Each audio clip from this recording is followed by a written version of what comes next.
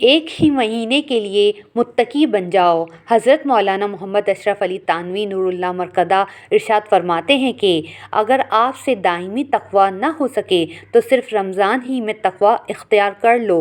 रमज़ान के बाद तुमको इख्तियार है, लेकिन इसका मतलब ये नहीं कि बाकी 11 महीने तक़वा ना इख्तियार करो, बल्कि मतलब ये है कि नफ्स से 1 माह के लिए सुलह कर लो और 1 माह के लिए तक़वा इख्तियार करने पर इसको राज़ी कर लो और ये कहो कि ए नफ्स 1 माह के लिए मुत्तकी बन जाओ। 1 महीने के बाद फिर आज़ादी है और जब ये महीना गुज़र जाए तो 1 माह के लिए और सुलह कर लो।